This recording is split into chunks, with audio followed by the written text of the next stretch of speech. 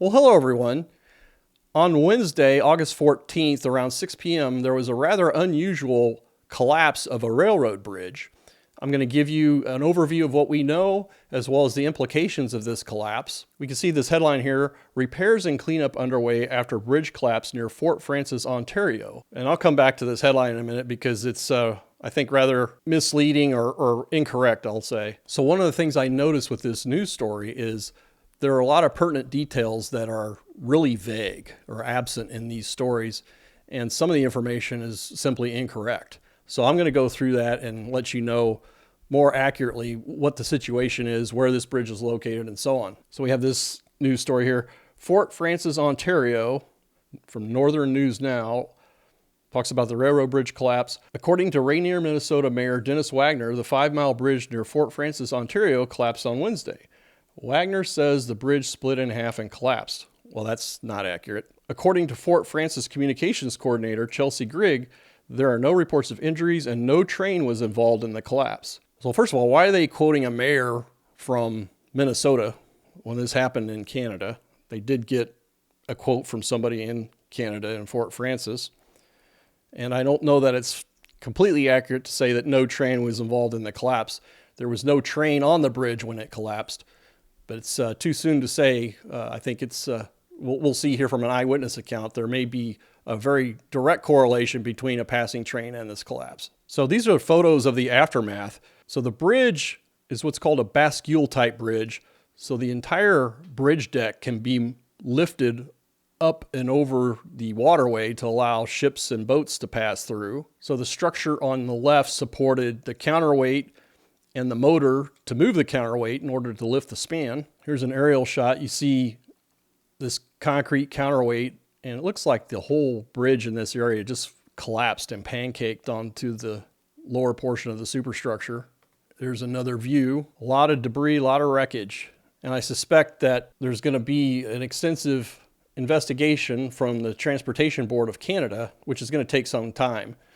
As urgently as they want to clear this and replace the bridge because it supports a lot of grain shipments in the area in particular, they need to find out what happened. This is what the bridge looks like during normal operation, obviously prior to this collapse. This is the website landing page. And so far, I'm recording this on August 16th, they've made no statement relative to the collapse, except to say that they're cleaning up some oil that got into the waterway there, but it didn't pose an environmental hazard, according to them.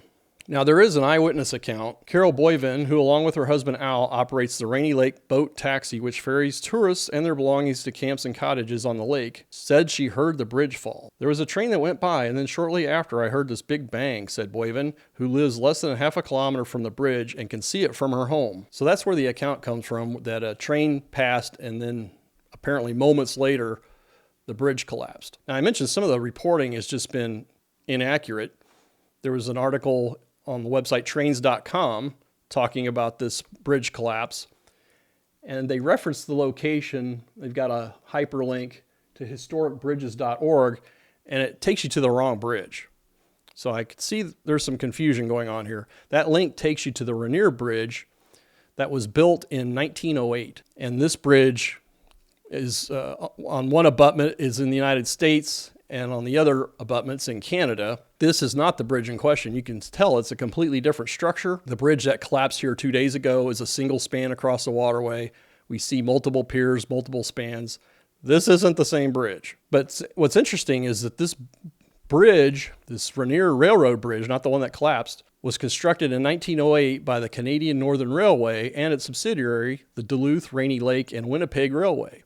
The single-track lift bridge crosses Rainy River between Rainier, Minnesota and Fort Frances, Ontario, and is one of the busiest ports of entry for international rail freight in the United States. So other news stories mention that this bridge that collapsed was over 100 years old. So it would appear that it was built about the same time as this Rainier Railroad Bridge, which would make sense. Now, I mentioned this type of bridge, bascule.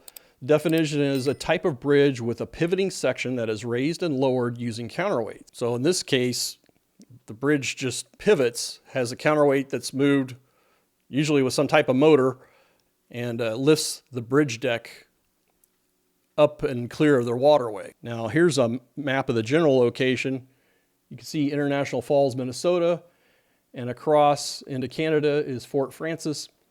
The arrow points to this Rainier Bridge, which is not the bridge that collapsed. The correct location is along this causeway where the red arrow is pointing, and I'll show you some other images.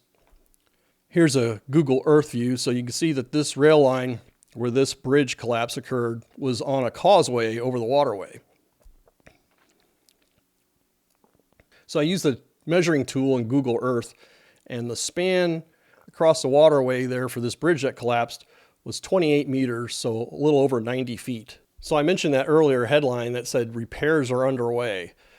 It doesn't look like this bridge is repairable. It looks like a total collapse, and it's going to be a complete removal and replacement situation.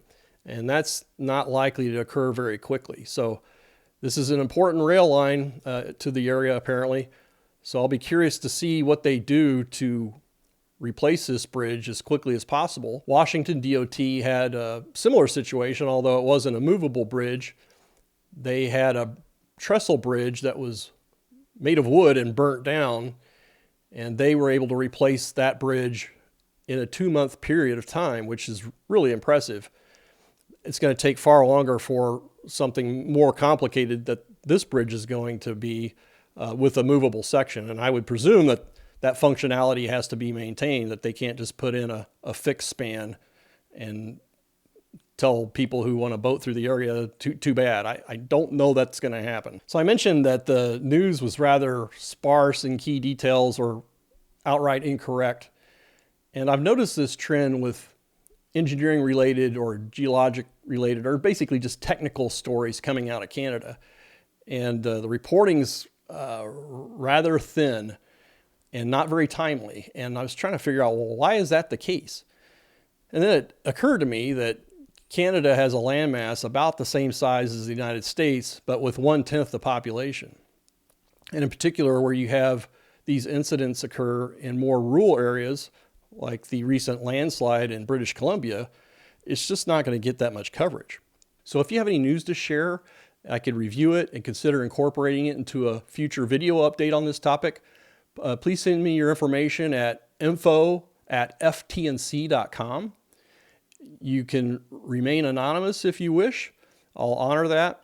I'm just interested in essentially crowdsourcing more information, because when these stories happen, the more sensationalistic headlines come out that, the thing collapsed, and in this case, the railways not making any comment as to what occurred here, although I think they have probably a good idea. Another question is, how recently was this bridge inspected? How thoroughly was it inspected?